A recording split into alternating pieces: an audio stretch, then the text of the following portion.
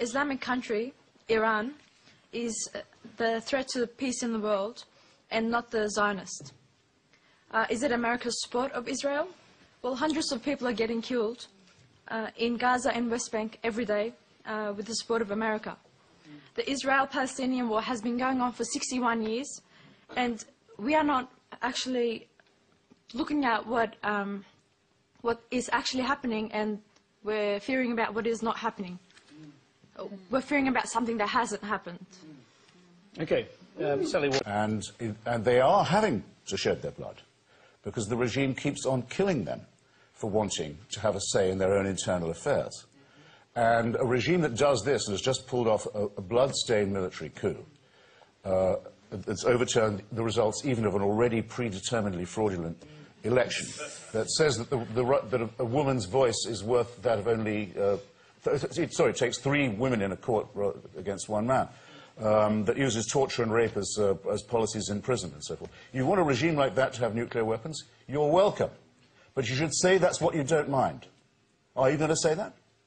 Are you going to say you've no objection? That the real problem is the Jewish state? Come on, be serious. So you're... Iranians have a strategic choice to make. They can come clean with the international community about the scope of their nuclear activities and fully accept the long-standing offer to suspend their enrichment program and come to the table and negotiate, or they can continue on a path of isolation that is not in the best interest of the Iranian people. The choice is up to the Iranian regime. Scenario we see in the Middle East, if Iran continues to get away with this, if it continues to flap, the best case scenario is a nuclear rush across the Middle East. We know there are already deals being done in the background. We know that Mr. Khan's network will get straight in and work with Saudi and all the other countries. So the best thing that will happen if you don't stand up to Iran now is that you have a Middle East that goes nuclear to core within 10 years. So what needs to happen? That is the price what needs of to happen right now, at this given point. Russia's causing problems at the Security Council, what needs to happen right now? What needs to happen is that the deadline, the serious deadline, needs to be given to Iran within a very short space of time. And the most important thing that has to happen is that the Western powers, primarily Britain and America, make it clear to Tehran that force is on the table. I've never heard anything so absurd as former Secretary Jack Straw's claim that there was no, that the military option was off the table. I've never heard of a negotiation between nation states in which force is seriously off the table. These discussions aren't academic things. They're not tea mornings. They're occasions when states sit down and leverage power between each other. And if you take force off the table, if you say to Iran, we're really serious about this, but we will never even consider the use of force, that isn't a negotiation. Well, that was perhaps, I mean, the UK and the US playing good cop, bad cop. But also, I mean, you say setting another deadline. We set several deadlines. The Iranians have just stepped over them and then, you know, sort of given us the middle finger. So what is... I'm saying a serious deadline, at which point you say that we take out the facilities by this day. Well, let me ask you, did you advocate a harder line, including in the military area, in those final months? Usually. And with respect to Iran? Well, I made public statements to the effect that I felt very strongly that we had to have the military option, that it had to be on the table, that it had to be a meaningful option, and that we might well have to resort to military force in order to deal with the threat that Iran represented. The problem here being that a nuclear-armed Iran is a huge threat to that entire part of the world and indeed to the United States. I'm out in that region the whole time. I see the impact and influence of Iran everywhere. It is negative, destabilizing, it is supportive of terrorist groups, it is doing everything it can to impede progress in the Middle East peace process and to facilitate a situation in which that region cannot embark on the process of modernization it urgently needs. And this is not because we've done something.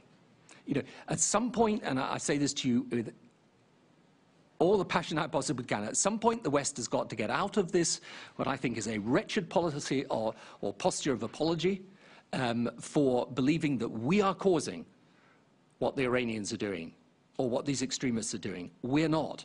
The fact is they're doing it because they disagree fundamentally with our way of life, and they'll carry on doing it unless they are met by the requisite determination and, if necessary, force.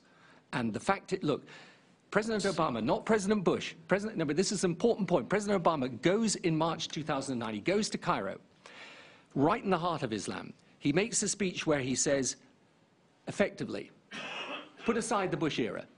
I'm now offering you the hand of friendship. You, Iran, can come into partnership. You're an ancient, proud civilization. We will welcome you in. What's the response he gets?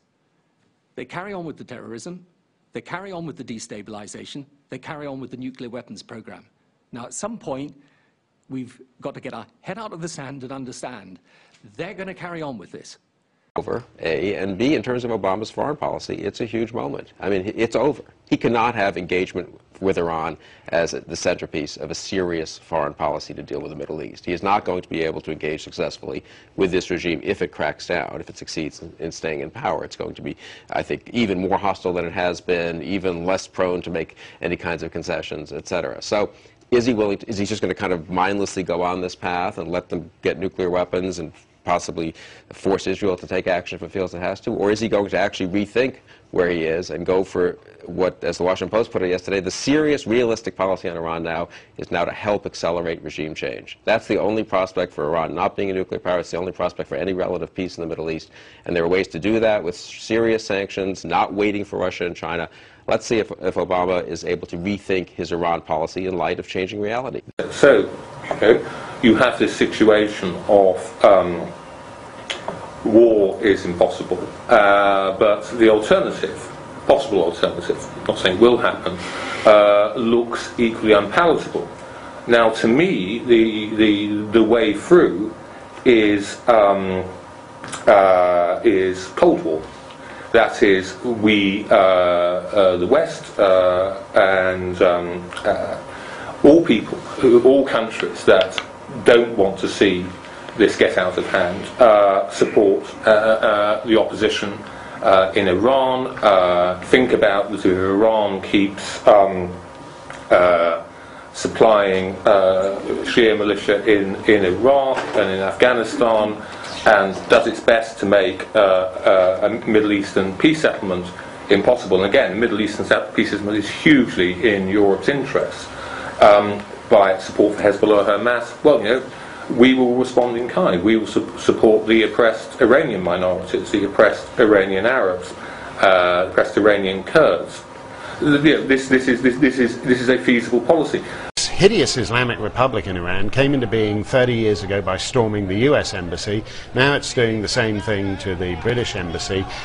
It's not you can't have civilized relations within states that do not respect basic norms. And the notion that these are militant students, are you buying that any more than I'm buying it? I'm not buying it any more than anyone bought it back in 1979 when they were acting at the direction of the regime. They're acting at the direction of the regime now. It's like, and it's pathetic in a way that it's taken them 3 decades to come full circle. And if Canada talks tough and we don't pull out, it then probably does become a safety issue, because if they're willing to do that to the British embassy yesterday, it's only a matter of time before they start picking us off one by one, really. Yeah, I mean, they have a particular animus against the United Kingdom and against the English-speaking world. I mean, they have paranoid fantasies that the Queen is somehow behind anti-regime agitating in the streets. It goes back a long way in the Persian psyche. But what this is doing in more direct terms is it's saying that if you take even modest sanctions, if you object even modestly to the Iranian nuclear program, we're going to break into your embassy, we're going to threaten your staff, we're going to trash your building, and Canada shouldn't be playing that game. Yeah, that it's sort of Israel going alone and facing a lot of antagonism in the region, Hezbollah or and others. I mean, this would be an awful big responsibility on Israel's shoulders. Well, they will face some kind of Iranian retaliation, and that's what the calculus has to be. But if you think retaliation is bad, after Israel breaks Iran's control over the nuclear fuel cycle in one or more places, how much worse would it be once Iran gets nuclear weapons? In the choice between using military force to stop the program, even temporarily, versus acquiescing in a nuclear Iran, you can see why the military choice, while not desirable in the abstract, if that's the only one of two alternatives, which is where we are, why military force is likely to be the answer. Tell me, is Canada paying a price for its support of Israel, as the Prime Minister suggests, speaking, you know, of the Security Council seat? Well, experts differ on what the factors were behind Canada's inability to get elected. Some say it was lobbying by Brazil for Portugal. Others say the European Union played an important role, and still others talk about the landing rights dispute with the United Arab Emirates. So we don't really know what the cause was, but we can presume that the fact that Canada has taken a principled position on the Middle East and has supported democratic Israel over terrorist groups like Hamas and Hezbollah and Iran, which supports those groups, may indeed have played a factor. And the question is, you know, should Canada take the road of Libya, which was elected to the Security Council recently and now sits on the Human Rights Council? It was elected without a single vote in opposition. Or will Canada take a principled stand and not try to win favor from regimes that promote violation of democracy and human rights? Closer to home, we could ask the family of, murdered Canadian photojournalist Zara Kazemi that the Iranian regime denied any involvement in this poor woman's death until Hezbollah Tabzadi told journalists via his son of how he was arrested on the same day as Miss Kazemi and incarcerated with her in Iran's infamous and terrifying Evin prison. He heard her cries and screams and moans, until, that is, she was removed from the jail with blood pouring from her face. She was repeatedly raped and then murdered. Now, none of this, however, would come as any surprise to the Iranian demonstrators, students and writers who have been tortured, the Christians who have been persecuted, the members of the Baha'i faith who have been killed, the gay men publicly hanged.